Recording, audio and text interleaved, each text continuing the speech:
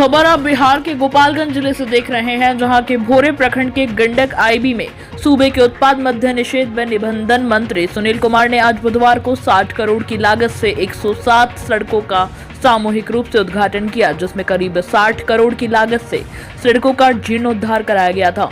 इस दौरान कार्यक्रम को संबोधित करते हुए मंत्री सुनील कुमार ने कहा कि बिहार में नीतीश कुमार के नेतृत्व में चरणबद्ध तरीके से सड़कों, पुल पुलिया का जाल बिछाया जा रहा है। कोई भी गांव या टोला सड़कों से वंचित नहीं रहेगा। उन्होंने कहा कि भोरे के विधानसभा में भी हर गांव और टोला तक सड़क की पहुंच जाएगी।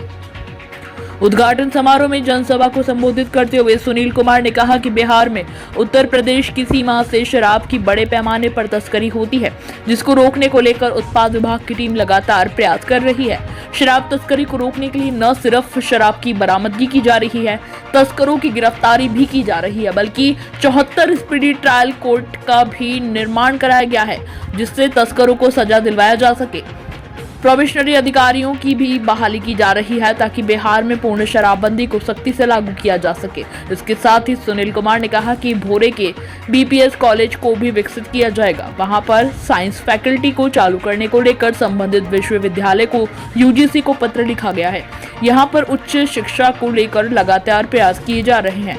रूप से भोरे विधानसभा क्षेत्र पर अपना गौर करेगा और समय अनुसार और संसाधन अनुसार हमें उनकी मदद से इलाके में और बेहतर सड़कें बने। देखिए, ये तो चरणबद्ध तरीके से एक दिन में तो सारी चीज़ें नहीं हो सकती हैं। चरणबद्ध तरीके से निश्चित रूप से जहाँ जहाँ दूर दराज के इलाके में काम होना है वो शेष होगा। हम लोगों ने एक अपनी तरफ से एक एमएलए की हैसियत से हमने ग्रामीण कार्य विभाग को एक दूसरा भी पत्र लिखा कि जो इन रोडों का जो मरम्मती हुआ है या नई रोडें बनी हैं, इसके अतिरिक्त भी जो छूट गए हैं रोड जिनका जीर्णोद्धार बाकी है और नई सड़कें बाकी हैं, उनका भी लिस्ट हमने ग्रामीण कार्य विभाग को दिया है। इसके अतिरिक्त भी अन्य बहुत सारे पुल पुलिया जो जैसे छितौना हुआ, खुटहा हुआ, ये सब भी पाइपलाइन में है। कुर्थिया गाँव में सर रास्ता ही नहीं है उस गाँव नहीं, वो निश्चित रूप से हम लोग बनवाएंगे। और अभी आपको पता दें कि इसका भी जो कटिया बाईपास का भी जो बहुत पुराना एक डिमांड था यहाँ के खास करके व्यवसायी वर्ग का, उसका भी टेंडर हो चुका है और मैं समझता हूँ बरसात के बाद उसमें भी काम लग जाएगा।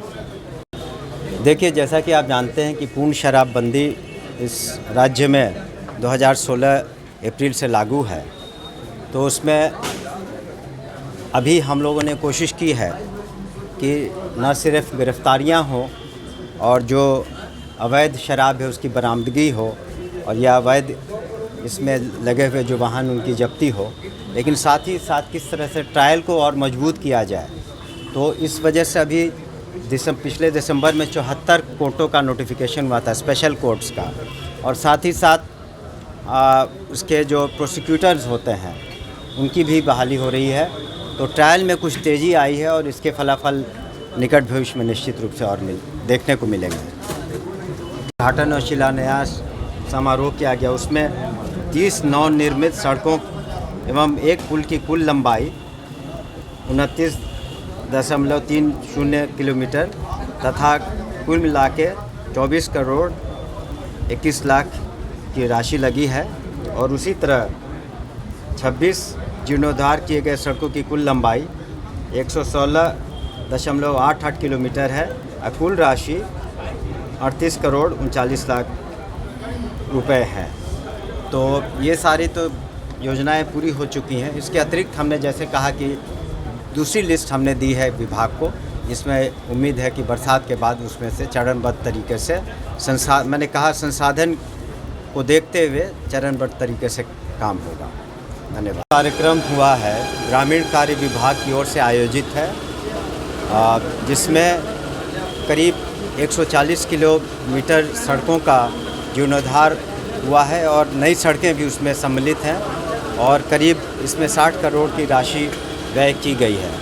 तो हम धन्यवाद देना चाहेंगे माननीय मुख्यमंत्री श्री नीतीश कुमार जी के, जिनके नेतृत्व में विकास का कार्य हो रहा है। साथ ही साथ माननीय मंत्री ग्रामीण विकास कार्य, उनके सचिव को भी हम धन्यवाद देना चाहेंगे। और यहाँ पर उपस्थित इस कार्यक्रम में गोपालगंज के डीएम साहब और एसपी साहब भी आए हैं, तमाम पदाधिकारीगण और जनप्रतिनिधिगण को भी हम धन्यवाद देना चाहेंगे और अपनी शुभकामना भी देना चाहेंगे कि यहाँ आकर उन्होंने इस कार्यक्रम की शोभा बढ़ाई। मैं बताऊँ आपको कि इस भोरे जो कॉलेज है, भोरे कॉलेज, वो 1960 के दशक का बना हुआ है और मैं स्वयं भी उस कॉलेज में गया था और वहाँ के जितने भी छात्र छात्राएं हैं, प्रिंसिपल साहब हैं और शिक्षकों से हमारी मुलाकात ही सिर्फ नहीं, उन लोगों से बात भी की। तो ये बड़ा दुख का विषय है और इसकी आवश्यकता है कि अभी तक वहाँ साइंस की भी पढ़ाई नहीं हो रही है। तो हमने प्रो वाइस चांसलर साहब से उसी दिन बात की थी इस मुद्दे पर कि यहाँ पर साइंस की भी पढ़ाई होनी चाहिए और जो शिक्षकों की कमी है या उपस्करों की कमी है या अन्य संसाधनों की कमी है, इसके बारे में भी हमने प्रो वाइस चांसलर जो छपरा में बैठते हैं, जयप्रकाश नारायण विश्वविद्यालय में, उनसे बात की थी और कॉलेज ने भी एक पत्र लिखा है अपने यूनिवर्सिटी को, जिसकी प्रतिलिपि मेरे पास है। तो मैं उसे परसू कर रहा हूँ कि किस तरीके से शिक्षा की स्थिति और बेहतर हो सके इस कॉलेज में, ताकि जो छात्र छात्राएं हैं खास करके साइंस की पढ़ाई के लिए उन्हें दूर नहीं जाना पड़े और इसकी पढ़ाई भोरे में ही संपन्न हो।